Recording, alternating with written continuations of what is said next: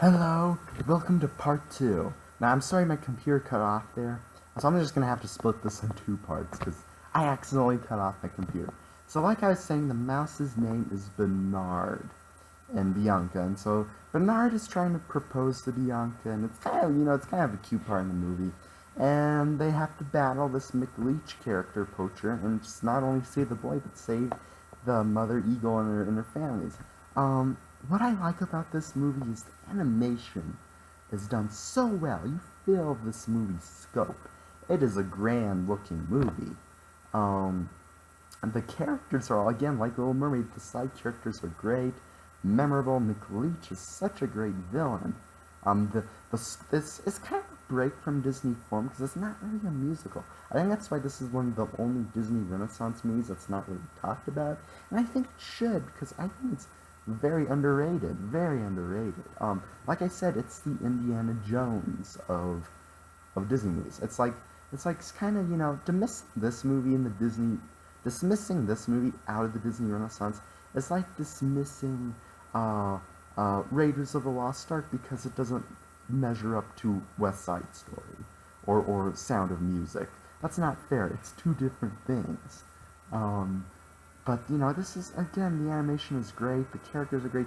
Again, like I said, I just repeating myself. I keep saying again. But the villain is so good. George C. Scott. He's kind of colorful. Not like he curses or anything, but he's kind of this energetic, I should say. A lot of energy to him. He's got great comedy, slapstick comedy with Joanna. They actually have legitimately funny scenes where Joanna, the iguanodon, is trying to steal, eggs, or Komodo dragon, I can't remember, trying to steal eggs from McLeach, and also there's one scene where McLeach is about to fall off this one waterfall. Most Disney's villains die from falling off a cliff because it's a way of knowing that they're dead, but yet they don't have to show any graphic stuff. But anyway, he falls off this waterfall, and before he does, Joanna's like, so it's a fun movie. It is really fun. It's very short. It's great family. It's a great movie to put on if you feel like watching a movie, but you don't feel like you have time to watch a movie. It's short, so it's you can pop it in and be entertained for a little bit. It's like only an hour. I don't know. It's like I can't. I should probably have more better sources before I start videos, but I can't turn off the video, otherwise they're gonna be like I don't know, a part 2, and it's only 2 minutes long, 3 minutes long. But anyway, I can't remember what I was talking about. Yeah, so the it's only about an hour and 20 minutes. I remember it's like that. The length is only about an hour and 20 minutes. It's fun for the whole family. It's got great characters, great moments. So let's go on to our next one. Probably objectively the best. I wouldn't say it's my favorite Disney movie of the Disney Renaissance, but probably objectively the best one. And I'm talking about Beauty and the Beast. Oh man, I love this movie. Oh, the music by Howard Ashman and Alan Menken is just memorable. The villain is memorable. Gaston and Maurice. The music, the animation is so detailed. See, and like I know it's really hard animation because I'm not an animator. If I doodle, I'm gonna sketch. I go on the internet and get on a computer screen and I get a piece of paper and I sketch over the characters. It's cheating, but I can't draw worth nothing. But I usually draw Disney characters for people's birthdays. It's a kind of a cheap way of making birthday cards. I just kind of draw a Disney character and say happy birthday. Maybe put a bio verse in there. It's a cool way of doing it. But I can't do Beauty and the Beast because it's so hard to trace. It's very detailed, like very detailed. There's so many lines, so many colors, and it shows in this movie. It's probably some of the most like complex animation I've seen in Disney. Like the way the Beast is like layers of fur. Oh my God, they must have worked hours on this movie. Belle, probably my favorite Disney princess Actually, no, second favorite, but I'll talk about that one later. Um, she's just kind of memorable. She's not too gawky. Thing about, she's not too, like, she doesn't really fall into the cliches that, some Disney princesses, appear to. She actually has a good relationship with her father. That's kind of odd because most of the Disney Renaissance, like, female lead princesses, or what you call them, the trope is, oh, they don't get along with their father because they just don't understand, man. Just don't understand. They don't understand the teen mind and all that. But like Belle, the thing about Belle is, I know some people, say that she is in her teens, but she doesn't look like she's can come off as between the ages of 25 to 30, somewhere in there. She's a full-grown woman, but she treats her father with respect. The only Disney princess female lead that treats her father with respect. It's not like, oh, Daddy, you don't understand me. Oh, how can I can't, I need more. And she does have a song where she's like, I need more, but she's not like rebelling against her parents. She's kind of going against the status quo of her town. Because her town is just kind of like this average, everyday, bland town. And you know, it's just it's kind of refreshing to see that. And the dad is a fun character, Maurice. He's this inventor dude. He's the torch that leads them on their journey. He's the one that pretty much sets up the movie, because he kind of accidentally gets captured by the beast because he takes a wrong turn into the beast's castle because he's going to like an invention convention type of thing. I don't think they had conventions in like 1500s when this was taking place. But anyway, I think it's about 1600s. But anyway, I should probably say the synopsis of the movie. So pretty much, the beast kidnaps her father, who's an inventor. And then this castle, the beast is this prince who is kind of arrogant towards, this lady who appeared kind of ugly, and it turned out this lady was like an enchantress who turns the whole cat on a spell and says that, turns the king into a beast. We don't know his name. That's kind of awkward. But he turned the king into, or prince, I can't remember. I think he's a king. I think he's a prince, actually. He turns the prince into a beast, and everyone else in the castle into inanimate objects. Like you have Lumiere, who's a candle, and Mrs. Potts, who's a teapot. But anyway, and also Clogsworth, who's a clock. But anyway, this castle, it's again, kind of dark and mysterious. And Belle finds the horse brings Belle to where her father is in the castle, and the beast explains to Belle that you must, serve in your father's place, and everyone in the castle is like, wait, what if she's the one that breaks the spell? And so throughout the movie, the beast is trying to prove to Belle that she is a good person on the inside, and trying to get Belle to fall in love with him. Meanwhile, back at Belle's town, there's Gaston, who wants to marry Belle. He's kind of like the town jock. He's just this big, strong dude who's a musclehead, but kind of turns out to be a monster. Again, this movie kind of breaks a lot of the Disney tropes. Not only does the daughter have respect, she doesn't really fall in love with the handsome, strapping man who has a great horse. In any Disney movie, this guy would be the hero. And this is the cliche to say when reviewing Beauty and the Beast, but Gaston, it's interesting making him the bad guy. He's kind of this exaggerated dude, but it works. It really does work. Especially the Gaston song, so it's pretty much the basic synopsis of it. Again, the music, Beauty and the Beast, and I can't remember the opening song, Little Town. I think that's what it's called, Little Town. What a quiet village. every day, like the one before. Little town full of little people. That's the song. I could sing that song throughout the entire review, but that wouldn't be necessary. Um, the Beast, is, he has a heart of gold. He's very likable. Belle is, a great character. She kind of reminds me of, darn, I forgot.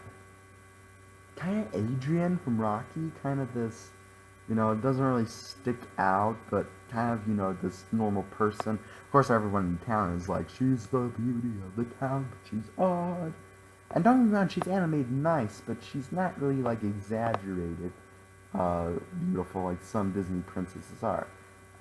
She seems more normal, seems more, calm, more laid back person, but a kind person. The characters, Lumiere and Cogsworth, are funny as heck. Um, like I said, also the villain's sidekick, darn, what's his name? Gaston and LeFou. LeFou is, he's such a funny character. He really is, a great character. Again, Disney does great on villain subjects. Is there anything to say about this movie but great? The story is it's kind of simple, but it's easy to latch onto. The moments, the get up part, and when he saves them from the wolves, and it's got some intense moments, but it's emotional. Like, you really feel emotion. And the castle design. This castle is such an interesting presence. Like, again, very detailed animation when she's walking through the West Wing, where it's forbidden.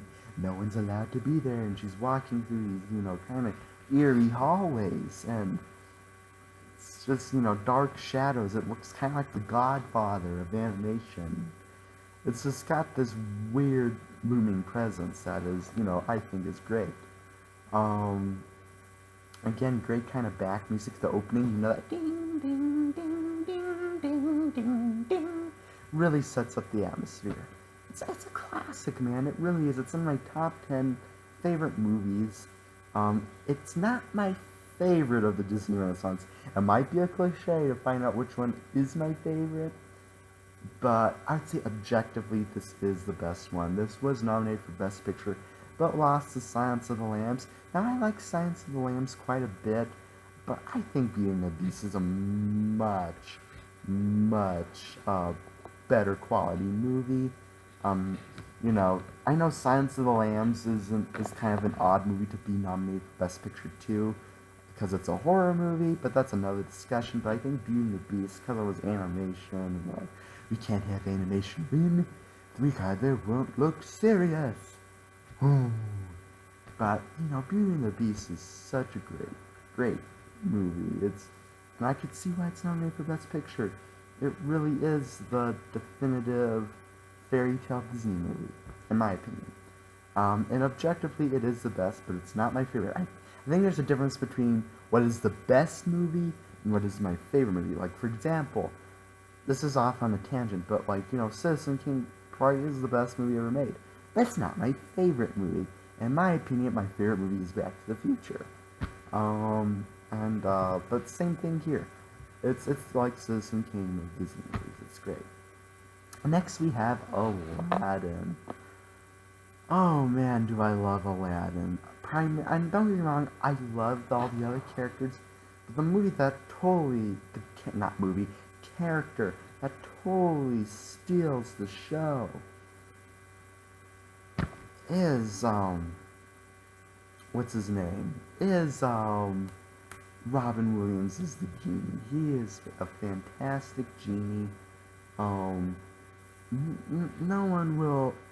This is some of the best animation ever done on a character. You just move so fast, and most of it was ad-libbed. This movie was actually going to be this is just a rumor, I don't know if it's true, because Beauty and the Beast wasn't, nominated for Best Script or anything. but I heard it was going to be nominated. It was in contender to be nominated for Best Adapted Screenplay, but they couldn't nominate it because a lot of it was ad-libbed by Robin Williams. And may Robin Williams rest in peace.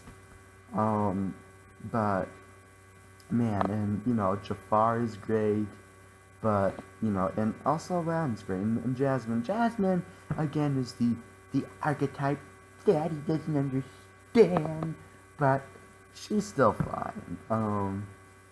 She's animated very nice, and also everyone else is animated nice, but the genie just, so fast, and the genie is the heart of the story. Aladdin, it is the heart, Genie is the heart of the story. He's pretty much the story revolves kind of around him. He pretty much has to hold everything together because he's the magic guy. And he's got a heart of gold, and you feel sorry for him because he's pretty much a slave, and the only way to be free is if his master wishes him free. So most of the movie, part of the movie, is trying to get Aladdin to wish him free, but when he does get free, man, is it satisfying. The synopsis of Aladdin is that Aladdin is kind of this homeless kid who, wants to live in the big palace and wants to be rich someday. And has to kind of, he's kind of a con artist. He has to, steal food and play tricks and stuff. And one day the Jasmine runs away, the Princess of Agrabah, which is where this takes place. It's like a Middle Eastern city, and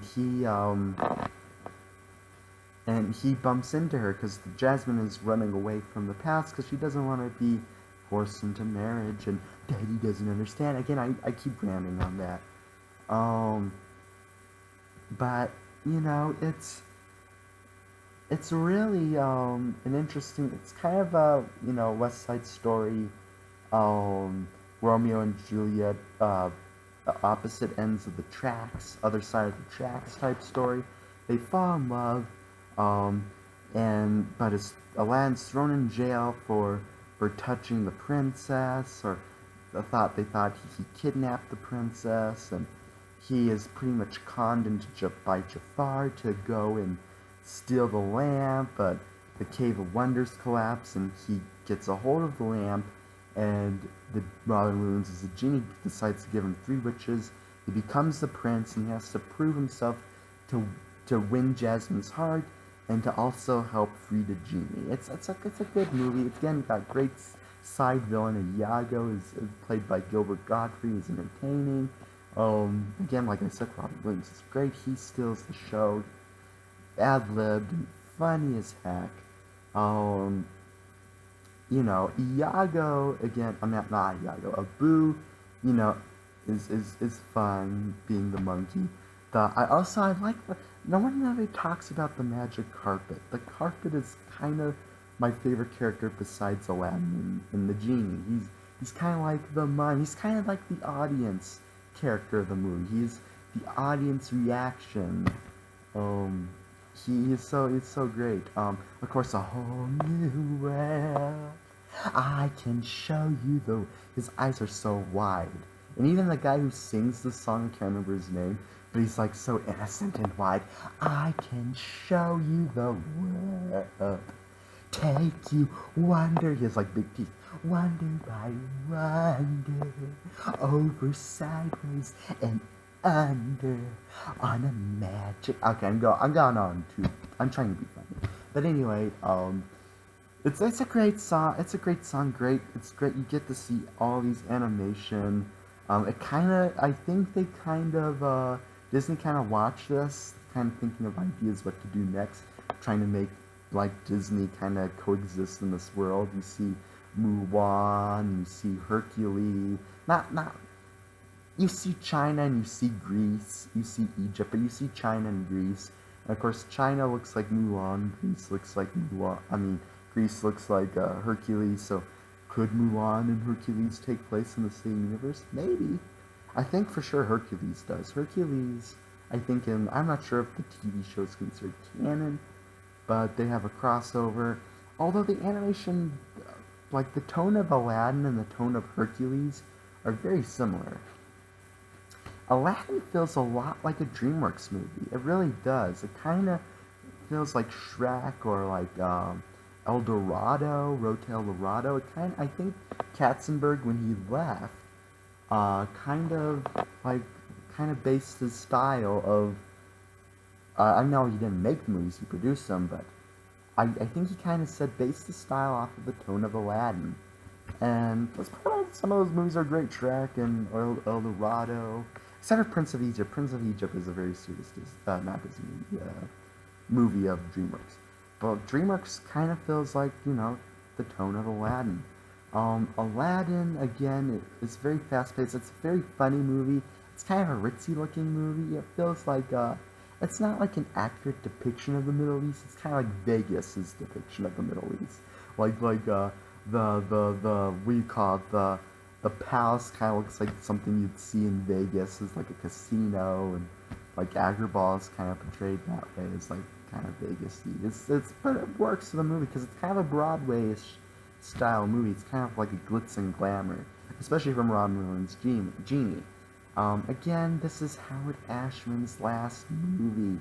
He died of AIDS because he was like, okay, gay, but he was a brilliant dude. And may he rest in peace. I wish he would have stayed longer. Don't get me wrong, I love the music of like Pocahontas and Hunchback, and even Hercules is great. But can you imagine how great it would have been if Howard Ashman stayed alive? Oh man, because may he rest in peace, man. That dude was talented lyricist. But Alan Menken, still kind of knew the style of Howard Ashman, so that's why some of the music later on was still great. So yeah, I love Aladdin. Again, it does kind of I didn't rank Rescuers Down Under in Beauty and the Beast. I give Rescuers Down Under a 9 out of 10 and Beauty and the Beast a 10 out of 10. I give this a 10 out of 10 also. I wouldn't say it's as good as Beauty and the Beast, but it's pretty close. Again, Robin Williams is the heart and charm of this movie. Everyone else is great. Jafar is a great villain. He's kind of like this wizard sorcerer guy. And how Aladdin defeats him, I won't give it away if you haven't seen the movie. So everyone's sensitive about spoilers. I know I said no spoilers, but I won't give it away. How he defeats him. It's a really smart way of doing it. Something the genie says earlier on that Aladdin remembers and uses against Jafar. It's quite clever. Of course, that ending battle with Jafar is quite awesome to look at too, because he's like shape-shifting into things. And it's great. The only problem I have with the movie, Jasmine, I think, is a good character. I like the way she's animated. I like the way she's voice acted. It's just, again, she follows that same cliche that Ariel has. The dad just doesn't understand. But anyway, Aladdin is great. Great Disney movie. Great musical. What more can I say about it? Okay, moving on is The Lion King. Now, Disney kind of they didn't take a break, but there's a gap. The Lion came out in 92. This came out in 94, so there was a little break in 93. Don't get me wrong, there was still great animation in 93, like Batman Mask of the Phantasm. But then we got the magnum opus of my favorite Disney movie, The Lion King. This movie's in my top, again, like Beauty and the Beast, in my top 10. What can I say about it? It's got deep themes. Honestly, this might be the... I can't say because Hunchback is pretty dark too, but this is kind of a darker Disney movie. Because it's kind of an adaptation of Hamlet. In fact, that's what they were originally going to call it, was Bamlet. But they thought it was too, but it's still kind of referred to at the Disney Studios as Bamlet. But yeah, man. Oh, because it's a mixture of Bambi and Hamlet. But it's Hamlet without the sad ending. You can't really have a sad ending in a Disney movie. If they did it, I'd kind of respect it because that would be gutsy. If Disney, like a cartoon, never had kind of like a not an optimistic view. But anyway, The Lion King, it's the first kind of Disney death that you see. Most Disney movies, when it refers to death, it's always off screen. That's why, the villains always fall off a cliff. This is the first time we actually see the body of Mufasa, and it's gut-wrenching as heck, but yet powerful and memorable. The Lion King, again, kind of like Rescuers Down Under, only bigger. The animation is grand, like the shots, the angles they get. This makes, I think this is Africa, huge. This is like the plains of Africa. It's not really the jungles of Africa. And man, do they make it feel huge. I guess I should go over the synopsis. It's pretty much Hamlet. It's this royal family of lions that live in this area called the Circle of... I don't know, it's not called the Circle of Life. The Pride Lands. It's called the Pride... That's the song in the movie. The Circle of Life. It's called the Pride Lands.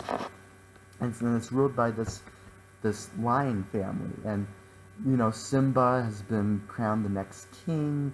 And he's the prince of the Pride Lands. And King Mufasa, played by James Earl Jones. Man, do I love that. He's probably my favorite African-American actor. Not to, like, be discriminatory. I'm just saying, the dude's my favorite African-American actor. Him and Sam Jackson can do no wrong. Except for Coming to America, that was kind of an okay movie. But he didn't really have a big part in that. But anyway, back to The Lion King. It's about, you know, the King Mufasa. He's in control of the Pride Lands. He has this kind of brother who is, he doesn't like that he's not king. He's jealous. He can't stand Simba because he's like the spoiled brat in his eyes. He tries to set up traps for him to get in trouble. So Scar is the villain. He's the bad brother, the bad uncle. He hatches a plan with hyenas to kill Mufasa through making it look like Simba's fault. This causes Simba to run away and live in this tropical jungle paradise with Timon and Pumbaa, who are great. Scar takes over the Pride Lands, and it's like this, he makes it a desolate wasteland, and he's like pretty much just a tyrannical ruler, and Simba has to come back. His father's ghost tells him to come back and defeat his uncle and take his rightful place as king. Now, this movie, like I said, it's grand. The music is great. This time it's done by Tim Rice and Elton John. I think Alan Menken needed a break. I think he was also working on Pocahontas too, but he needed to break. I think he needed to, because Howard Ashman died, and they were like best friends, and I think he needed a break, so he didn't do Lion King. So it was done by Elton John and Tim Rice. Again, Tim Rice is the new lyricist of Disney. I hope I'm not wrong, I'm pretty sure it's Tim Rice. I know he did Pocahontas. But anyway, Tim Rice and Elton John, I'm not sure. I can't look away and stop this video because I don't want it to be part 3. Maybe I should make a part 3. I don't know, I'll think about it. Fast talking. But anyway, the king of Pride Rock, no, it's not called the King of Pride Rock, it's I Can't Wait to Be King, is very fun, very high-paced song, fast-paced song. Circle of Life, and again, the way it's filmed, it's parodied to death, so some people don't take that opening seriously, but when you watch it, it's great. It sets it up. It kind of has an upbeat tone towards the end, but towards the beginning, it's kind of like not upbeat. It's kind of setting up. You could tell this music's gonna set up some conflict. I keep saying Tim Rice. Elton John makes Can You Feel the Love Tonight. Great moment, great song. The characters are great. Again, Scar's just, remember in Con Air when he talks to the criminal rapist guy and he says, I judge rapists like you, like how you would, like the moldy white stuff that grows on the back of your mouth after it being too dry.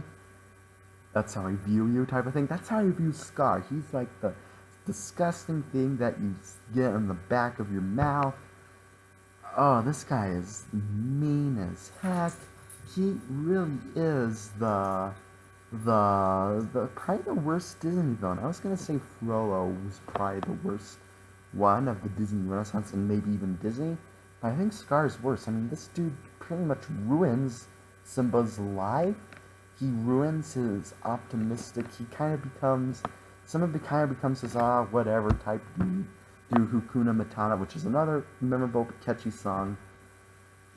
He kind of ruins Simba's life. He kind of ruins the world type of thing. He makes everything dry, no food, no water.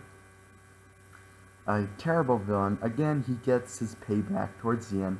I won't give it away, but man, of course, the ending battle between him and Simba. I mean, Scar's just building it up all along. He says he doesn't fight because he's kind of a weak link, but when he fights, when he lets it out against Simba, man, is it an epic battle. Of course, I'll say this, Simba does win, but I won't spoil anymore. Timon and Pumbaa is great. Rafiki is so awesome. Rafiki is the Mr. Miyagi of Disney movies. He really is. He he kind of he kind of helps push Simba along to go forward in his life to help him. Um, Man, though, is Rafiki. He again, he's great philosophy. He's like Bruce Lee later, great animation, and that great fight. Again, the scenery, the angles they get of Pride Rock, the themes they deal with of not necessarily redemption, but what's it called? Fate, destiny. You know, Simba has to become king. It's his fate. Uh, you know, what is really right and wrong, or how, about guilt and grief. Disney movies don't really deal with grief. And my father passed away. It is, it's a hard thing to go through, grief. And this does it pretty well, I would say. This does portray the grief of losing a parent very, very well. Not accurately, it doesn't 100% dwell on it, because it's a Disney movie, it has to be uplifting somehow. But man, does it really address it well, I think. Again, of course, the moments between Mufasa and little Simba is just so beautiful, brings a tear to my eye. Mufasa, great, played by James Earl Jones, like I said, great. He also has great philosophy, great lessons. Matthew Broderick plays adult Simba. He's fine. He's not as, epic as James Earl Jones is, as Mufasa, but he's fine as the Lion King. Timon and Pumbaa are great. It's just a good movie. I recommend it. If you haven't seen it, what's the matter with you? This, was the highest grossing animated movie till Finding Nemo, I think. And then it's the highest grossing Disney movie until like Frozen, I think. And it's, to this date, the highest grossing 2D animation movie. It's still in the top 50 biggest grossing movies ever made. It's got more success than most computer animated movies. Again, great movie. 10 out of 10. What can I say more? It's The Lion King. Everything's great about it. If I had anything wrong with it, I'd say nothing. Nothing. To me, it's a flawless Disney movie. It deals with adult themes, but done in an innocent way. And it's great. It's great. Great Disney movie. What can I say? The Lion King. That will be part 2. I'll do part 3 right next. I just need a break. I need to soften up my neck muscles, take a drink of water, then we'll talk about Pocahontas to Tarzan. Now, I'll just say quick, people love the upper half of the Disney Renaissance, through Little Mermaid to all the way down to Lion King. People, again, the Black Rescuers Down Under, that's part of the Disney Renaissance, and it's a great movie. But to Beauty and the Beast, not Beauty and the Beast, Little Mermaid to Lion King is considered the best part of the Renaissance. And I agree, the upper movies are better, although I do love the latter movies still. I probably have, oh man, they're good too. I might surprise some people with my opinions on other upcoming movies I'm going to talk about. But that's part 2 of my Disney Renaissance History / Review.